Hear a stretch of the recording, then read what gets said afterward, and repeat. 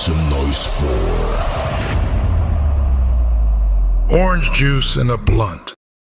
Whoreson, the story of a ghetto pimp.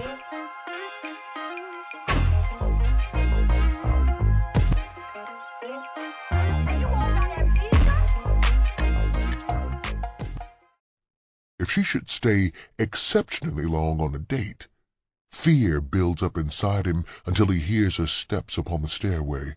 A prostitute will run off from a man she's been staying with for the past 10 years without any warning. She will leave him at any minute, hour, day, or night, taking with her only the clothes on her back. The only thing a pimp can be sure of is that the rent is due, or his car note needs to be paid. Jumping from the bed, I rushed to the closet with fear pounding in my heart. Their clothes were still there. I slammed the door and leaned against it weakly. Where could they be? I didn't think they would have run off without taking some of their clothes. I reopened the closet and counted the suitcases. There was nothing missing that I could see. I sat down on the bed with my head in my hands. Suddenly, I heard steps in the hallway. My heart skipped a beat. Holding my breath, I waited and prayed. The sound of the key being put in the lock put an end to my anxiety. Lying back on the bed, I cursed my stupidity. The first thing I should have checked for was the key. They came into the room, laughing and carrying dinners. The aroma from the soul food caused my stomach to ache from too many missed meals. I ate slowly and listened to their constant chatter. They had never seen so many white tricks as they saw up on Industrial Street. This was due to the fact that a car factory was right across the street from all of the bars there. "Whoreson," Fatima said happily.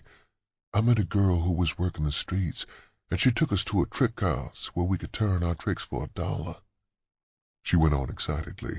$1 each time you use the bedroom ain't too much, Daddy, 'cause the tricks up here don't spend under $10. Betty was just as happy. She pulled out a $20 bill and held it out to me timidly.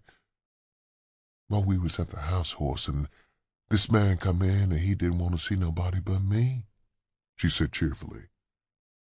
"The John thought Betty was a schoolgirl," Fatima added, without malice. "You know I couldn't get that bitch to spend no part of that 20. She borrowed $1 from me for the use of the room. Then the hussy wouldn't break that damn bill to pay me back." At that moment, I really believed I held the world in my hand. I smiled at both of them. Then I lay back on the bed and relaxed. How sweet it is sometimes to get your money off the top of the dresser. The following week, my bankroll grew swiftly. I met a pimp who went by the nickname of New York and moved my small stable over to his house, taking the upstairs flat.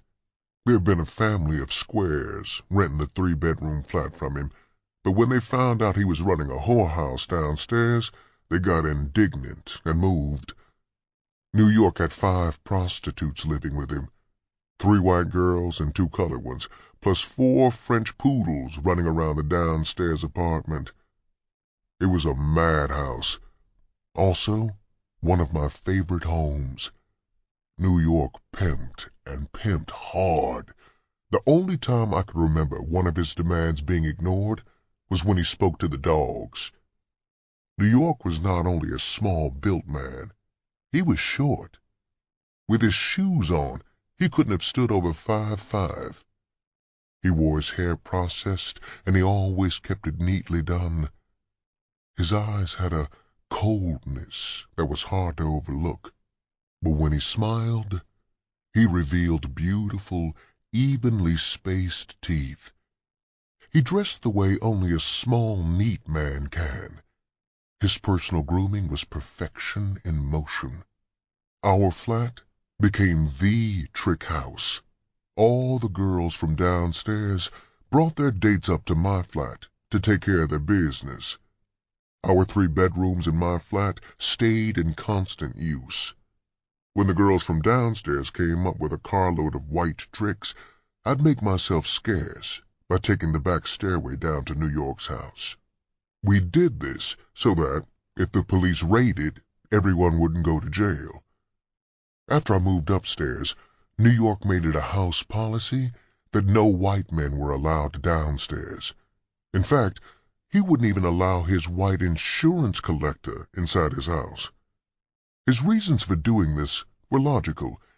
If the police had his flat under observation, any white man entering would give them reason to kick the door down. We had an agreement that, if my door got kicked in, he would pay half the fine.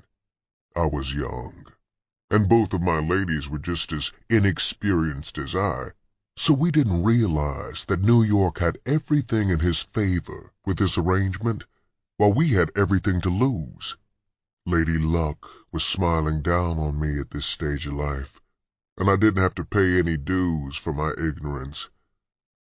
With the money rolling in daily, I started taking my two ladies shopping regularly. We would go downtown and spend the whole afternoon going in and out of various stores. Fatima picked out a diamond-studded watch for me that cost $700. Then she talked me into buying her a mink stole that cost $1,400. Betty, on the other hand, got to bring her present home the same day. With Fatima pushing her, she picked out a leather coat for 200 fat ones, and I paid for it out of my pocket.